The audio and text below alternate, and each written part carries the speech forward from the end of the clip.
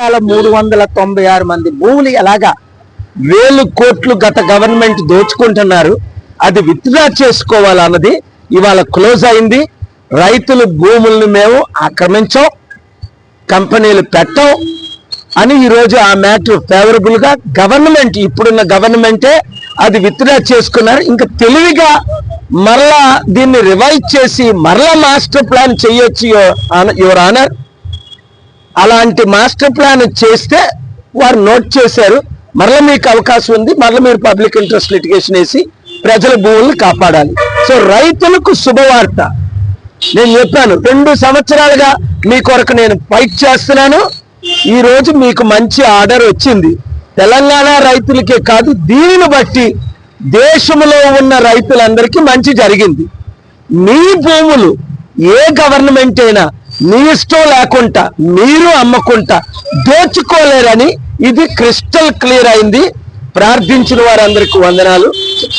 అలాగే అంతకంటే important matter, ఈ దేశ ప్రజాస్వామ్యాన్ని కాపాడడానికి ఇప్పుడున్న బీఆర్ఎస్ లో 10 మంది ఎమ్మెల్యేలు పార్టీలో గెలిచి కాంగ్రెస్ పార్టీలో ఎందుకు చేరారు?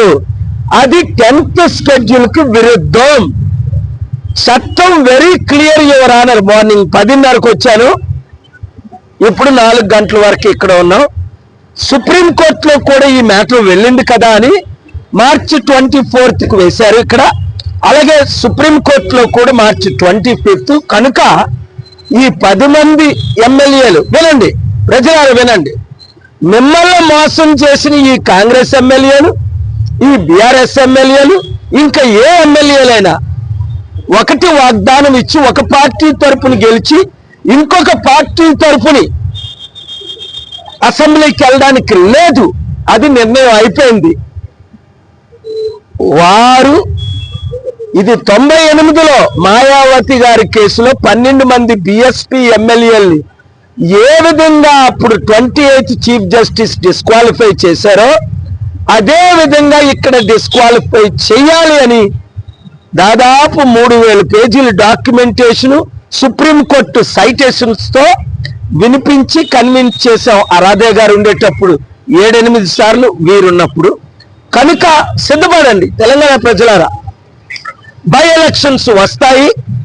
ఈ 10 మంది ఎమ్మెల్యేలు ఇప్పుడున్న పార్టీలు మీరు చిత్తుగా ఓడించి కొత్త ఎమ్మెల్యేలు గెలిపించడానికి ప్రజాశాంతి పార్టీ తరఫున పోటీ చేయడానికి మీరు సిద్ధం కండి. Thank you very much.